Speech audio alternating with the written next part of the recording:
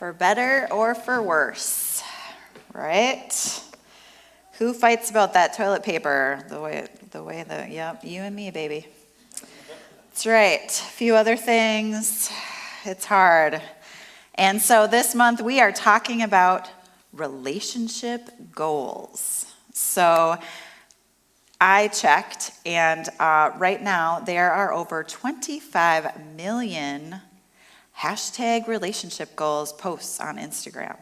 25 million. Now, please be careful clicking on hashtags because sometimes you get things you cannot unsee. So I'm just saying, don't go out and do that. But 25 million, that's a lot. And I thought we would start out today with a few relationship tweets together. So let's see. I don't know if I'm in the way of you, but I'm just going to read them. So, my wife said I need to grow up. I was speechless. It's hard to say anything when you have 45 gummy bears in your mouth. Me, look, I love you, but I made exactly the amount of cheese and crackers I want to eat right now. And the wife says, but I only, exactly the amount. I've totally had that discussion with Cataline. I bring my snack upstairs at night, and then he wants to eat it. I'm like, no, this is how many crackers I want. Okay. Couples out in public. The man says, a kid is crying. The wife says, it's not one of ours. Fist bump. That's for you two right there. Yep. And, okay, here's a good one. When my wife falls asleep in a public place, I shake her a little and yell, don't you die on me. And people are always super happy when she wakes up. Okay, here's the last one. I'm at the level of marriage where getting lucky tonight just means we're having tacos for dinner. Yes. And wait, can you put that one back up for a second? Okay, my favorite, you can't see it at the bottom, but this one comment says, that is lucky. Mm-hmm. Okay. You had tacos last night. You're lucky. Do you guys remember that dream night where we had tacos? It was amazing. Okay, we're going to do that again. Okay, so we don't quite want to set our relationship goals as low as we see on Twitter or Instagram. Let's lift it up a little higher. So let's review what our goals are. We're talking about these 4 weeks. If you remember it, say it with me. We are going to be Christ-centered, mission-driven, devil-kicking, covenant-keeping. Okay. Let me say it once, and then we'll say it together. Christ-centered, mission-driven, devil-kicking, covenant-keeping. Ready? Christ-centered, mission-driven, devil-kicking, covenant-keeping. So last week, Cataline shared about devil-kicking. We're skipping around a little bit. And the first week about being Christ-centered and how important that is, and today we're focusing on mission-driven. So if you ask an engaged couple, why should you get married? Prove to me that you should get married. Their starry-eyed faces will be like, because we want to be happy, right? We should get married because it'll make us happy. We are a generation that have grown up on Disney fairy tales. And as we know, the end of all the fairy tales, and they lived, say it with me, happily ever after. Lies. It's all lies. And by the way, that is not how the original fairy tales ended. The Brothers Grimm were a little more Stranger Things than Hallmark, I think. So we're in this culture of Disney-ish ideas. So we're told that happily ever after happens with a kiss, and then our prince turns into a frog 10 years later, and we are stuck with some seriously unmet expectations. So what I'm going to say next is going to blow your mind. Are you ready? The foundation of a godly marriage isn't happiness. It's unity. Mind blown. It's to be united. It's to be on mission together.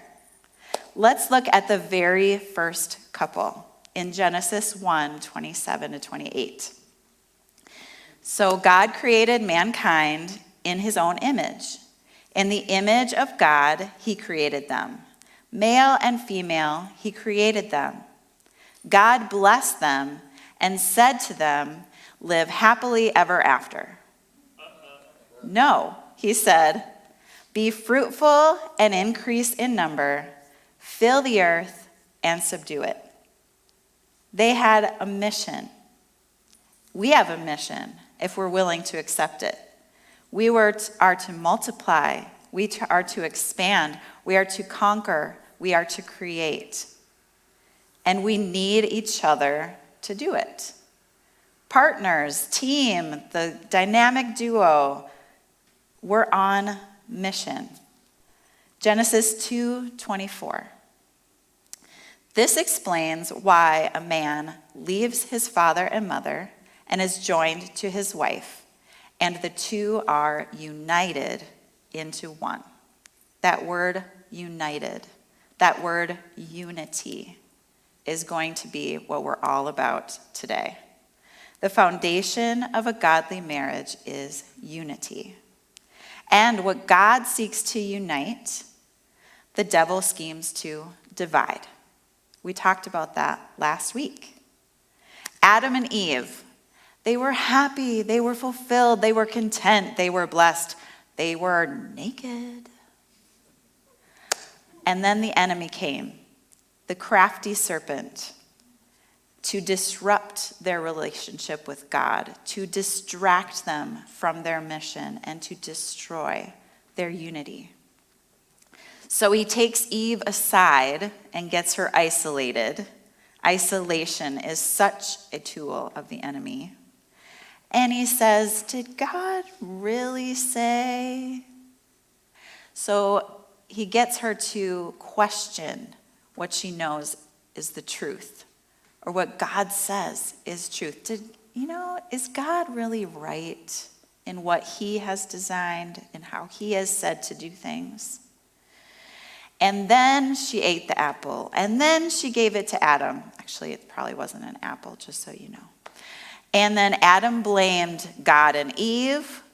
Then Eve blamed the serpent, and then the serpent didn't have a leg to stand on. I've been waiting to use that. So, what God united, the devil divided, and he wants to do it to you too. So, what is division? Die means two, vision. So, it's two visions. So, if I could have Cataline come up for a minute, we're going to demonstrate something here. So, let's look at Amos 3:3. Can two people, hold my hand, honey. Thanks. Hi. Hi. I just wanted you up here with me. That's weird. That is weird. Stop it. Amos 3:3. Can two people walk together without agreeing on the direction? So we, as a married couple, we are walking together. But if we are not agreed on our direction, if we don't know our mission, it's real hard to, okay.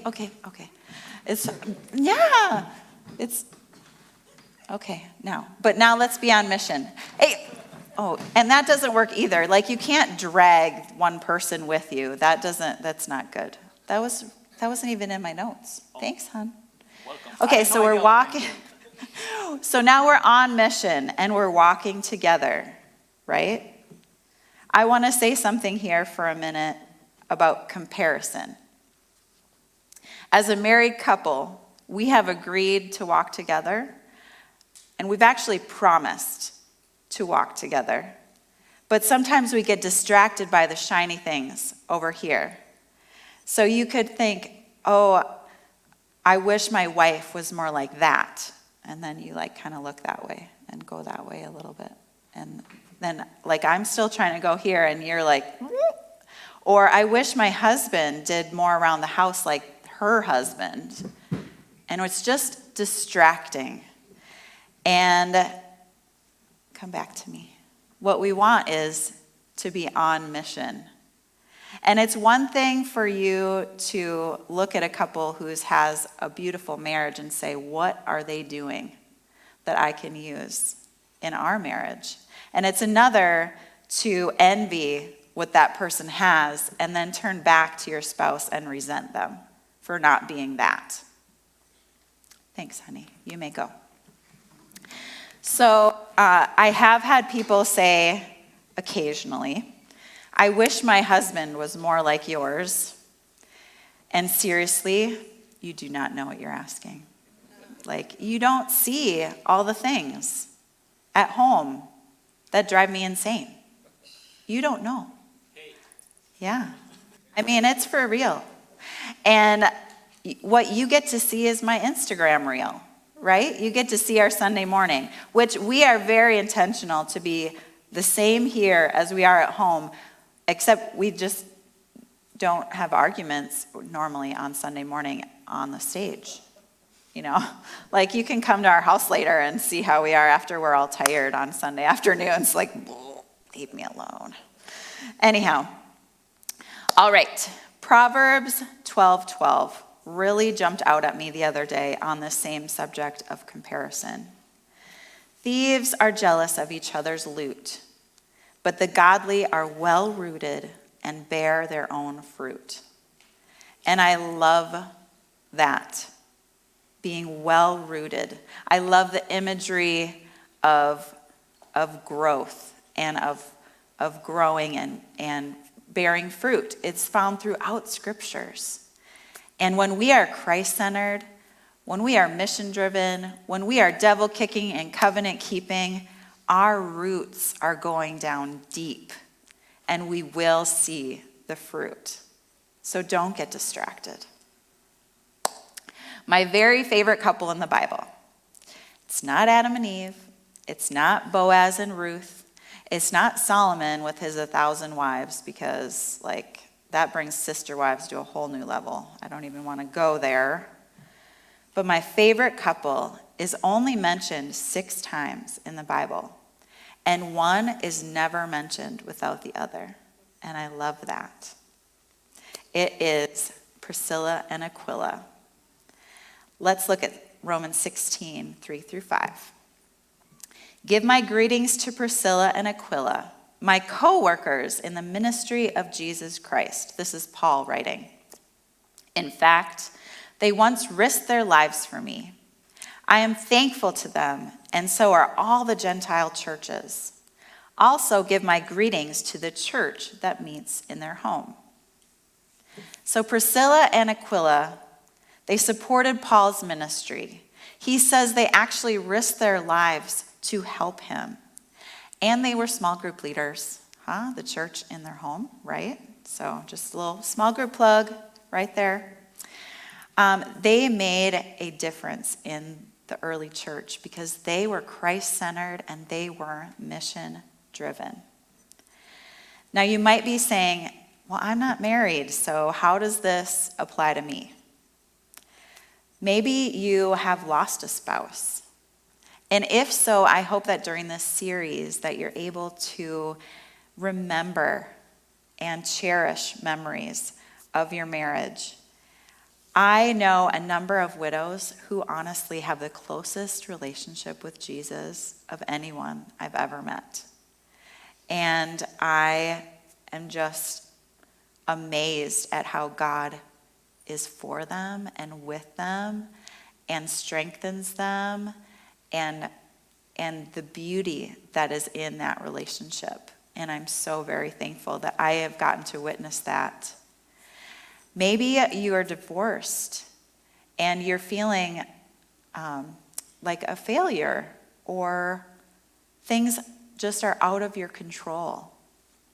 I just want to speak hope right now that God is for you and God is with you and his grace is sufficient and he wants to bring life, infuse life into you.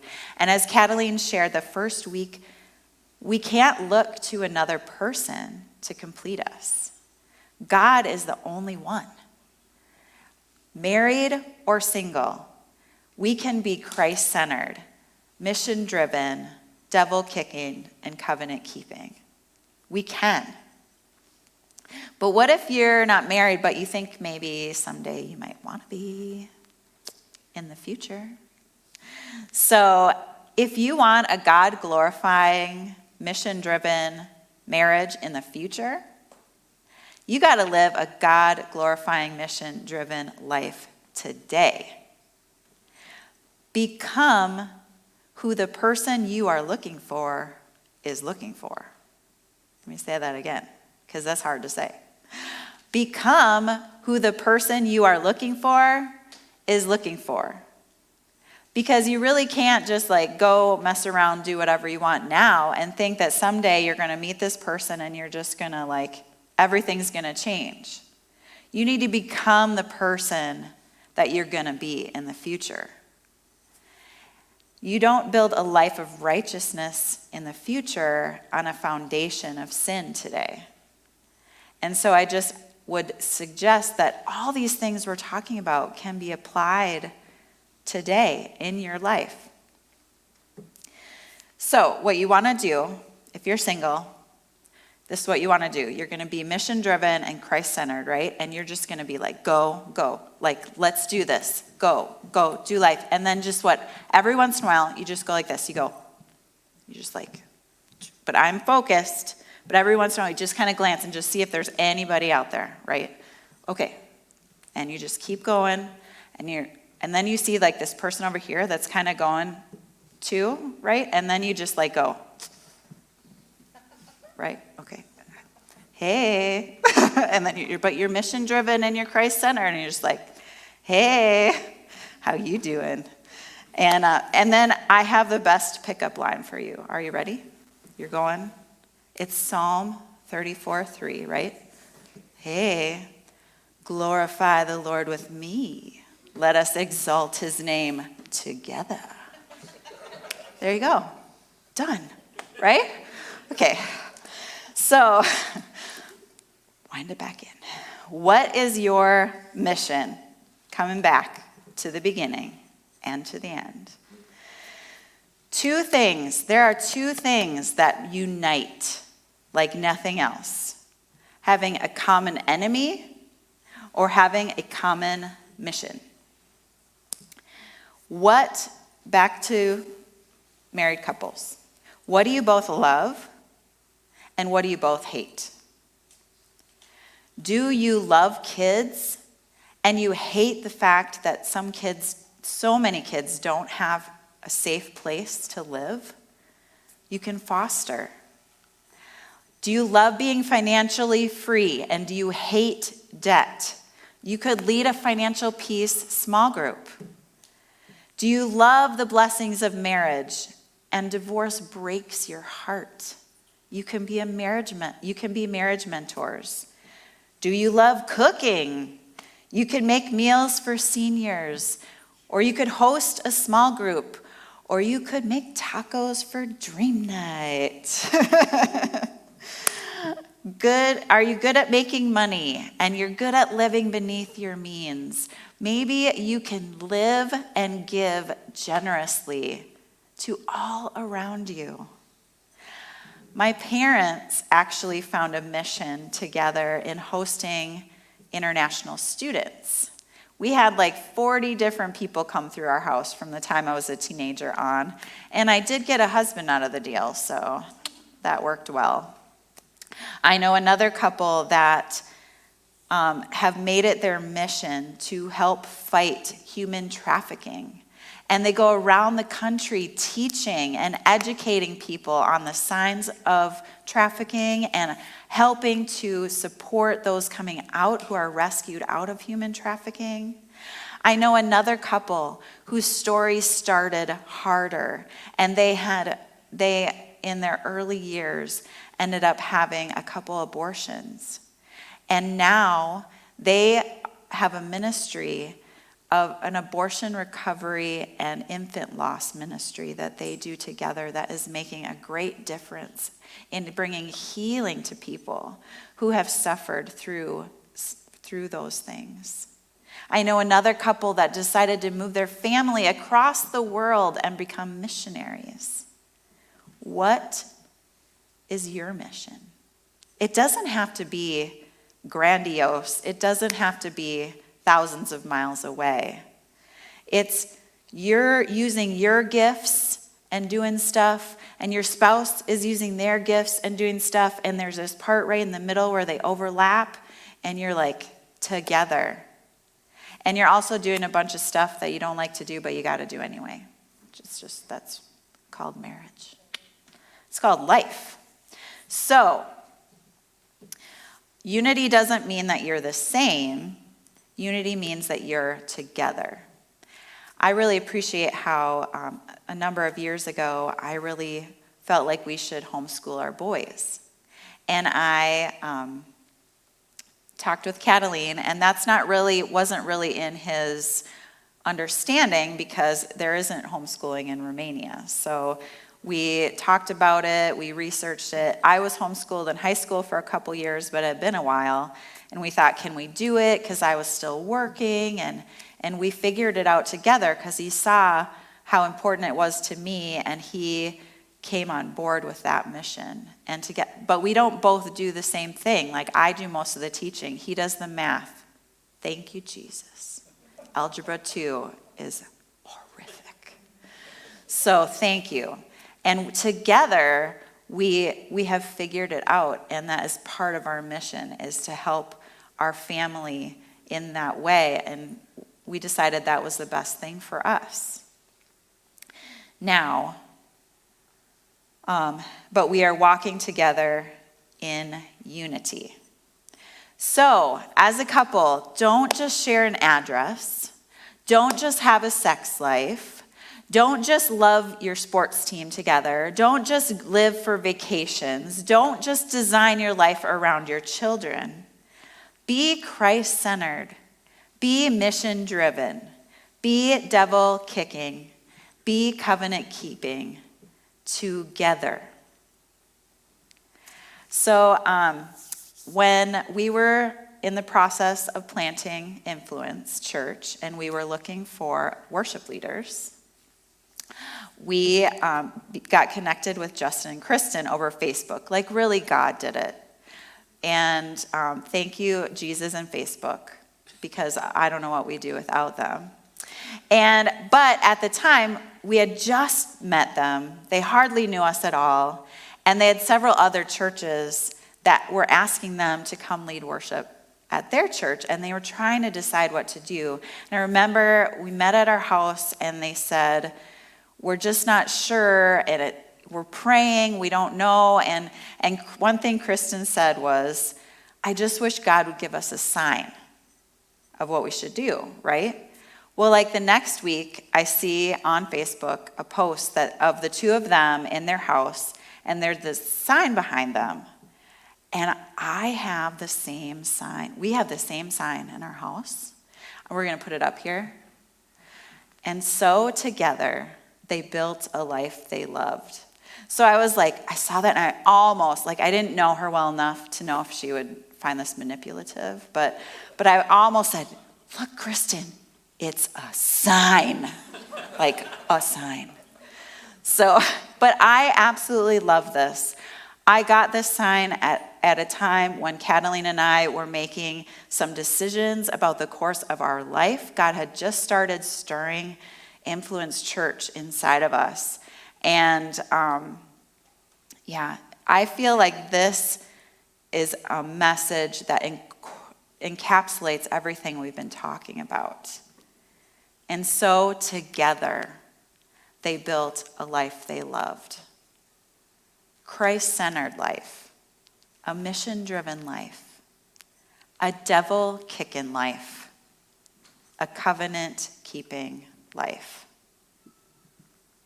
So, if we ask that couple again, why should you get married?